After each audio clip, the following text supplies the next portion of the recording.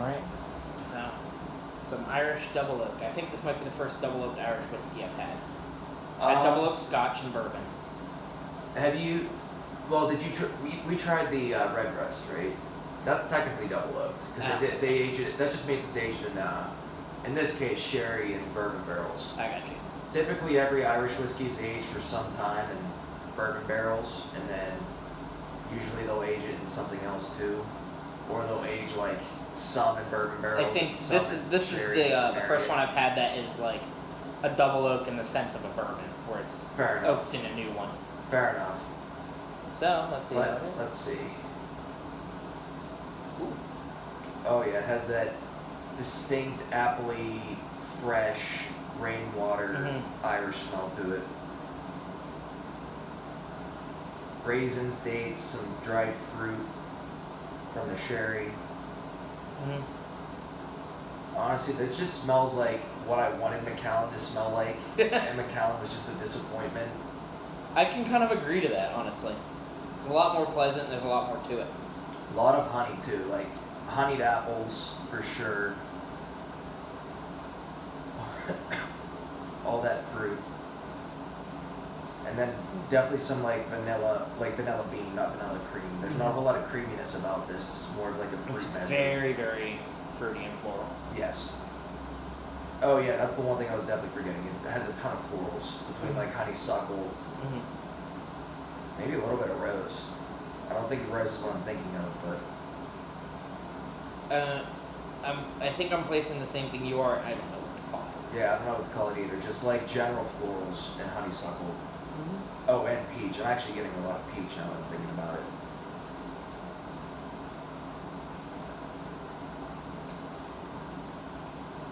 Ooh, that's tasty. Really pleasant. That's really tasty. Still definitely floral throughout. I would say floral throughout, fruity throughout. Like those peach gummy rings, definitely get some peach gummy ring in there. Cinnamon at the front end, that kind of like tapers off. It reminds me, the fruitiness, like, it almost reminds me of like, not obviously it's kind of sweetness, but like the flavor of a Skittle. I can see where you're coming from with that. Maybe not quite a Skittle, but some kind of like one of those fruity candies that in theory has a flavor but doesn't really. I want to say Starbursts? I can see it being Starburst. Starburst does have different flavoring to it, but I can see like it's, what's it's like the cherry Starburst. Because the cherry Starburst is not cherry. No. I would agree with that. It's a lighter fruit than a cherry. That and the strawberry. It doesn't taste like a berry at all. No, it's either a pink or a red Starburst. That's how I would. That's yeah. But yeah, no, like definitely. I feel like this tastes like the color pink.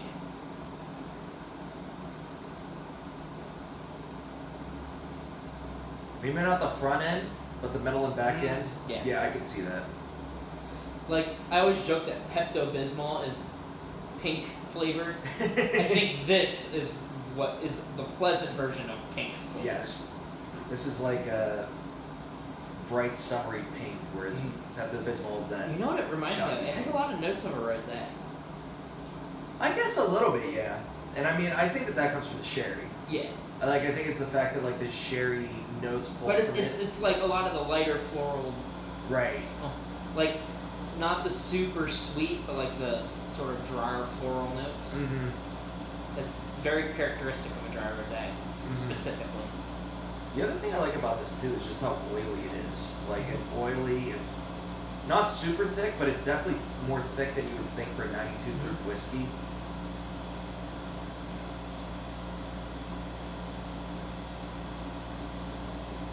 This is one of those things I very much appreciate this. I will not buy it because the flavor notes just aren't for me personally. It's really good. I totally get that. Can't say enough good things about this, but it's not something I'd ever really reach for personally. I think you just know where my taste lines are. Yes. Like this would be like my, I'm not feeling bourbon today. What do I want? And Irish is that thing for me. See, for me, if I'm not feeling bourbon, it's because I want spicier, so I want a rye. Or I'll go for a tequila, personally, or a mezcal. That's where we definitely differ, because I would. You go to Irish and Scotch, where I go to mezcal, tequila, and rum. I'm good at mezcal. I do like mezcal, but tequila, no. Until I visit like somewhere down south that has like real, authentic, fresh tequila, I don't need any of the like crappy stuff they ship to America. That's fair. That being said, on the subject of tequila, we get this one called Tequila Ocho. It's a single estate tequila, and I've heard it's absolutely phenomenal. I would definitely try it. I would not buy a bottle of it. We also got an El Tesoro store pick. I didn't even realize we were doing store picks. That's the first non-bourbon store pick or non-American whiskey store pick I've ever seen for PA. Huh. Well, actually, I did see something on the website. They do have an Irish whiskey store pick. It's Oh, you know what? Yes, I saw that. I don't remember what it's called, but yeah, it's. There was some name I didn't recognize because No, I it's not didn't sold in either. stores in any capacity. No, but it was like a cast strength. Was it Madeira finish? I think. Probably. I think it was Madeira finished. That seems to be on par with the taste of the people who do the picks. Yeah. So. But yeah, but back to this. I mean, this is really good.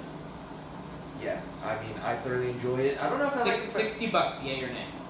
I think so. Yeah. I mean, the only issue I have is like I can't think of it relative to like Redbreast and Green Spot, Right. which are like in the exact same price range. Like we'd of have this. to compare them. Like I would definitely do a lineup of these side by side to like taste because I know I already love Redbreast and I know I already love Green Spot, but this one's also a higher proof, Right. and I can't think of it relative to those at the moment. Right. So, for all I know, this would replace my interest in Redbreast. I don't know about Green Spot though, because I fucking love Green Spot. I tried the Yellow Spot and I really like the Yellow Spot. Middleton just knows how to make good whiskey because like those are both Middleton brands, Yep. and then Jameson is also part of that. So like. Which explains some of their more creative stuff. Right. And then that Method of Madness I picked up is also Noted. from Middleton. Noted. So But anyway. yeah, no, this does have a lot of stiff competition because most of those whiskeys are all within like the $60 to $70 range. Yeah, they're within like $5 of each other. Yeah. Literally. So this does have some stiff competition whenever I do it side by side, but I think pick up a bottle. it can like again I'd have to try them side by side and pick one, but I think it can definitely compete. Mm-hmm. I 100% think it can compete. Like the fact that it's making me question if I like the others better or not definitely makes it compete. I got a couple like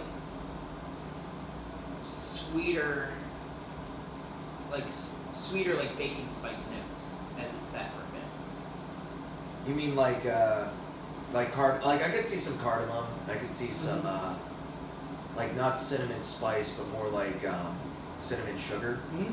Yeah, that's exactly where I was going with that. I think. I don't know if I was necessarily getting cinnamon sugar, but I was definitely getting cardamom. Yeah, And I those definitely kinds could of. see that.